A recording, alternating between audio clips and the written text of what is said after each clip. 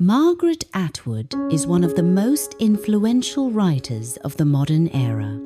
Her novels and poems have been read across the world, adapted for television and film, and debated in classrooms, parliaments, and living rooms alike. Her stories do not simply entertain, they question power, identity, freedom, and the fragile line between civilization and control.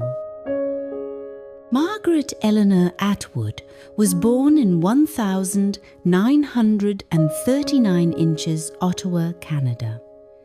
Much of her childhood was spent in remote areas of northern Quebec, where her father worked as a forest entomologist.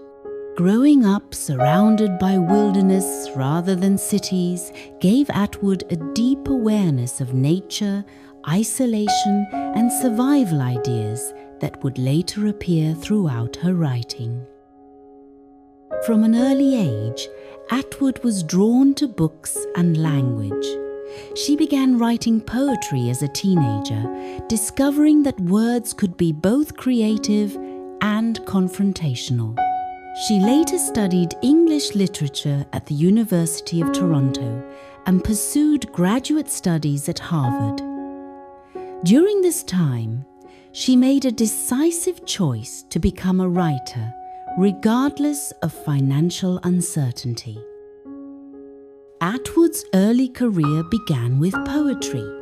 Her poems explored identity, gender, power, and the relationship between humans and nature. Even in these early works, her voice was sharp, controlled, and unmistakably her own. She soon expanded into fiction, bringing the same precision and intelligence to novels and short stories.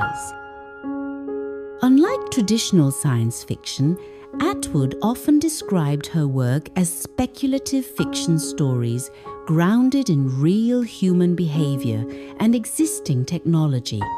Her goal was not to predict the future, but to warn about the present.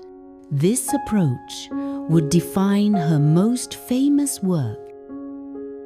In 1985, Atwood published The Handmaid's Tale.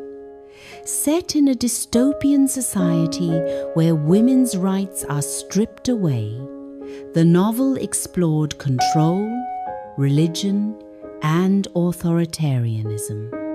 What made the story so unsettling was not its imagination, but its realism. Every element of the fictional society was inspired by events that had already happened somewhere in the world. For years, The Handmaid's Tale was studied primarily as literature. Then, decades later, it found new life through a television adaptation that introduced the story to a global audience. Suddenly, Atwood's warnings felt urgent. Viewers in the United States, Canada, and the United Kingdom began revisiting her work as a mirror of contemporary political and social debate. Despite the darkness of some of her themes, Atwood's writing is never hopeless. Her characters resist, question, and survive. Even in controlled systems, she explores how language and memory become tools of defiance. This balance between realism and resistance is central to her appeal. Beyond fiction, Atwood is also an essayist, critic, and public intellectual. She has spoken extensively on freedom of expression, climate change, technology, and the responsibility of writers in society. Her ability to engage with complex issues without simplifying them has earned her respect across political and cultural boundaries. Atwood has received numerous awards, including the Booker Prize, and her work continues to be studied in universities worldwide. Yet she remains deeply skeptical of labels and literary trends. She does not write to comfort, she writes to provoke thought. One of Atwood's defining strengths is her clarity. Her language is precise, controlled, and often understated. She trusts readers to think, to question, and to draw their own conclusions. This intellectual respect is a key reason her work resonates so strongly with Western audiences. Today, Margaret Atwood stands as a literary voice of caution and clarity. Her stories remind us that rights can be fragile, power can shift quickly, and language itself can shape reality.